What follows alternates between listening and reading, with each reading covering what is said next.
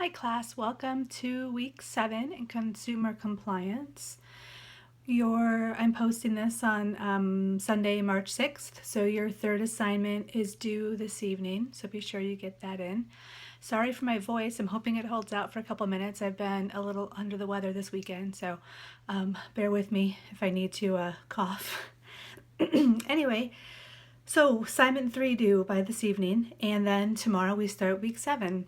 So in week 7, you want to make sure that you do all the reading, that you review and work through the study guide, you watch the lectures in the study guide and also the recording of the live lecture, and then make sure that you post in the discussion forum this week. Excuse me. Looking ahead for a moment, so in weeks 9 and 10, which is your 5th learning unit, you will have there is a study guide and new reading for week 9. In week 10, you'll notice that there's no study guide and no reading. That's kind of a review week since your final does cover all of the material for the whole class.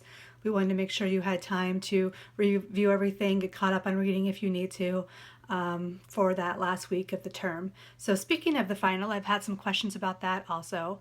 So it will be available to you. I will post it on April 3rd. And then you will have a week, so it's due April 10th by the usual time, 11:59 p.m. Pacific. It does, again, as I mentioned, cover all of the material for the course. There are 2 parts to it. There's a multiple choice true-false section, which has 25 questions, and then a short answer, short essay section.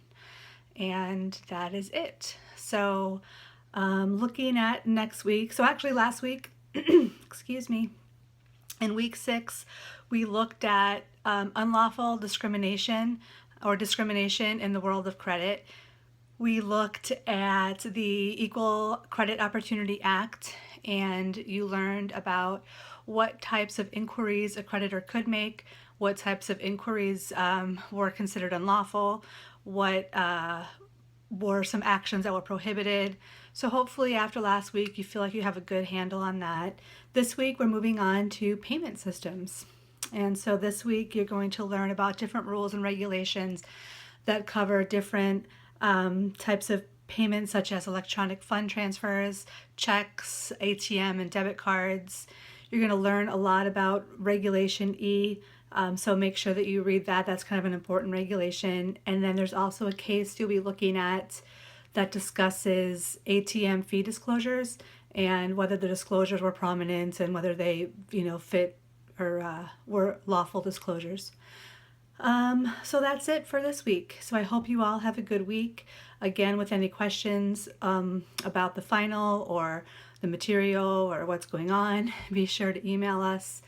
And if not, hope you all have a great week, and we will see you next week. Thanks, everyone. Bye-bye.